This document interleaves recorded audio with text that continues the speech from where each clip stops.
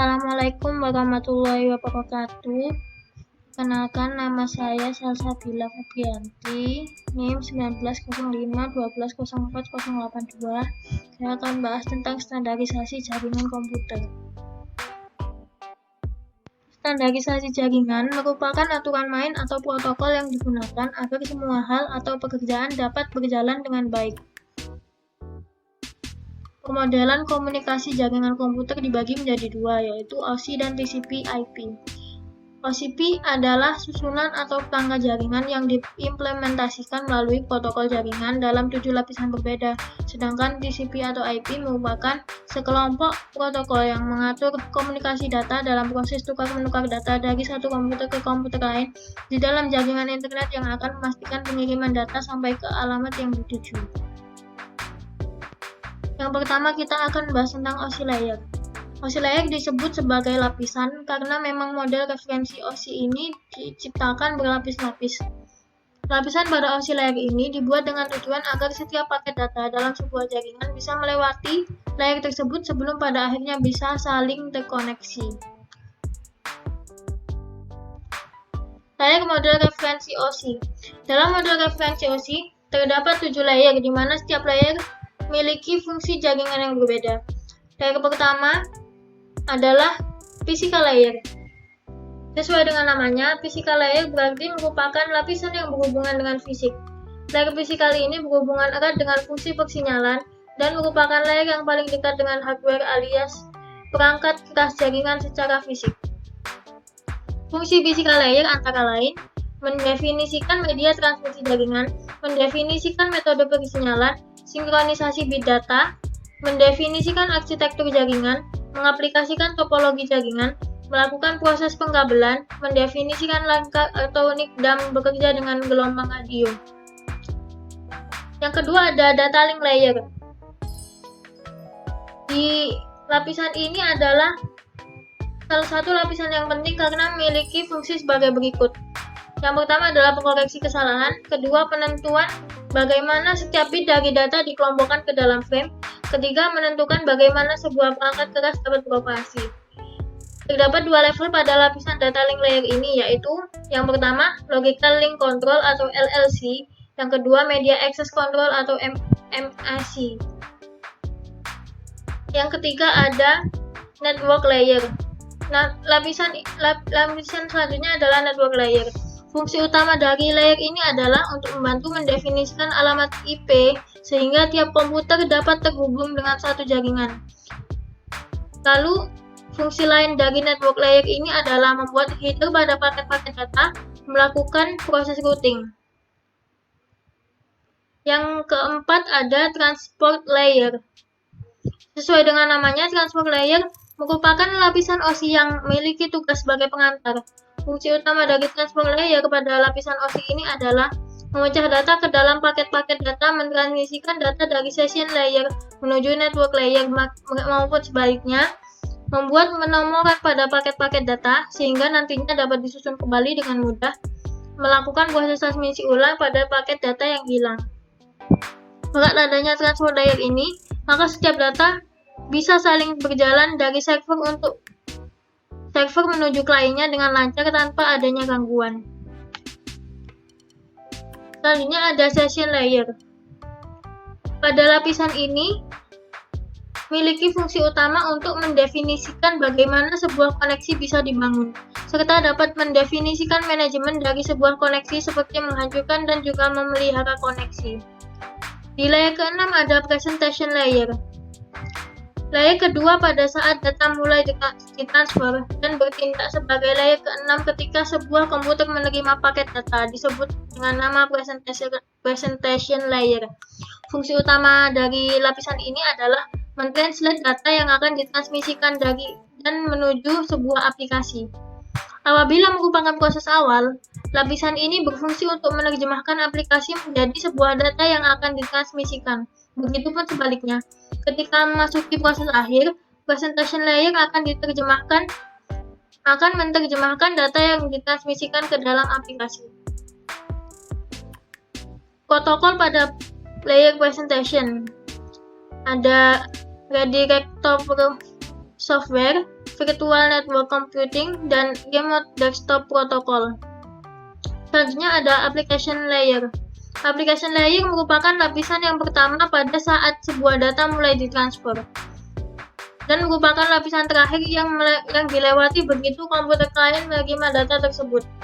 Fungsi dari lapisan ini adalah sebagai pelepas data dalam sebuah jaringan dan juga penampil data dalam sebuah jaringan memiliki beberapa fungsi seperti menyajikan interface antara aplikasi dengan jaringan, mengatur bagaimana sebuah aplikasi mampu untuk mengakses jaringan, membuat pesan-pesan berupa kesalahan pada jaringan, menampilkan display dari sebuah jaringan.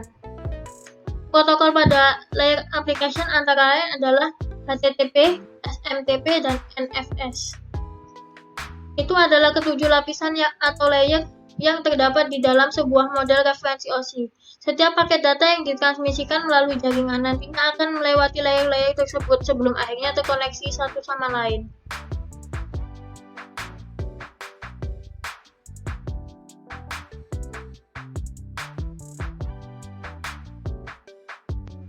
Selanjutnya kita akan membahas tentang model referensi TCP atau IP. Meski model referensi OSI lebih umum digunakan, tapi secara teknis dan historis model referensi standar Internet adalah Transmission Control Protocol atau Internet Protocol yang biasa kita sebut TCP atau IP. Model ini memiliki 4 layer, yaitu layer pertama application, layer kedua transport, layer ketiga internet, dan layer keempat adalah network. Pada bagian ini kita bisa melihat referensi model dari TCP or IP. Kita dapat lihat fungsi layer yang pertama, application. Application layer memiliki fungsi sebagai berikut. Application layer model TCP or IP berkutat dengan urusan presentasi, encoding, dan dialog control. TCP or IP mengkombinasikan session, presentation, dan application dalam satu layer dan mengasumsikan data telah siap di enkapsulasi pada layer berikutnya. Fungsi layer kedua, TCP atau IP, transport layer. Transport layer berkutat dengan urusan quality of service dari reliability, flow control, dan error correction. Salah satu dari protokolnya, Transmission Control Protocol, menyediakan cara yang fleksibel dan sempurna untuk komunikasi jaringan yang reliable, well-flowing, low error. TCP berdialog antara pengirim dan penerima ketika melakukan enkapsulasi data ke dalam segmen.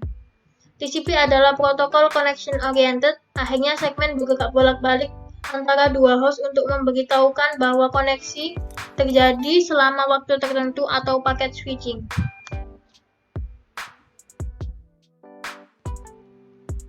Lalu ada fungsi layer ketiga atau internet layer. Internet layer berfungsi mengirim paket antara jaringan yang berbeda dan menentukan lintasan yang ditempuh. Protokol spesifik layer ini adalah Internet Protocol atau IP. Lalu ada layer terakhir yaitu network layer, juga disebut sebagai layer host to network.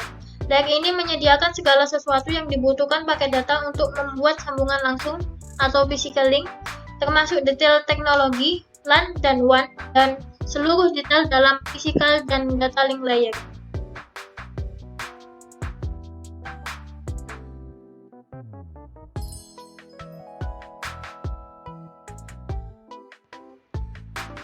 Lalu ada fungsi. Pada jaringan internet terdapat dua jenis protokol yang umum digunakan, yaitu TCP dan UDP. UDP sendiri merupakan singkatan dari User Data Protocol, sedangkan TCP adalah Transmission Control Protocol. Keduanya memang sangat erat dan sulit dipisahkan. Meski begitu, ternyata ada beberapa perbedaan di antara kedua protokol internet tersebut. Pengertian UDP adalah jenis protokol internet yang memungkinkan sebuah perangkat lunak pada komputer bisa mengirimkan pesan ke komputer lain melalui jaringan tanpa perlu ada komunikasi awal. Sedangkan TCP adalah bagian inti penting dari Internet Protocol atau IP yang kemudian sering disebut dengan TCP/IP. TCP berada di transport layer yang memiliki ukuran rapi dan menyediakan komunikasi yang dapat diandalkan. Lalu kita akan bahas tentang perbedaan UDP dan TCP. Yang pertama ada kemampuan koneksi. Bila komputer kita menggunakan UDP, maka kita bisa berkomunikasi antar komputer tanpa perlu ada koneksi antara komputer yang menjadi host. Lain halnya dengan TCP yang memungkinkan Anda untuk menghubungkan beberapa komputer untuk saling bertukar data. Yang kedua ada karakteristik. UDP merupakan jenis protokol yang memiliki karakteristik connectionless atau tidak berbasis koneksi. Sedangkan TCP adalah kebalikannya, yaitu berbasis koneksi. Yang ketiga ada contoh aplikasi. Contoh aplikasi yang menggunakan protokol UDP dan TCP juga berbeda. Contoh untuk UDP adalah SunRTC, SNMP, DNS, dan FTP. Lalu, contoh aplikasi untuk TCP antara lain FTP, SMTP, dan Telnet. Yang keempat ada jenis port yang digunakan. Perbedaan UDP dan TCP berikutnya terletak pada jenis port yang digunakan. UDP menggunakan port 16 bit integer yang dibagi menjadi 3 bagian. Sementara TCP menggunakan port 16 bit integer di mana antar port satu sama lain harus berbeda. Yang terakhir ada transmisi data. Proses transmisi data UDP dilakukan dalam bentuk datagram yang memungkinkan data yang diterima bisa mengalami kerusakan dan tidak urut. Berbeda dengan UDP, TCP memiliki 2 jalur yang digunakan untuk melakukan pertukaran data yang masuk dan keluar. Dengan adanya 2 jalur tersebut, membuat proses pertukaran data jadi lebih efektif karena dilakukan secara bersamaan.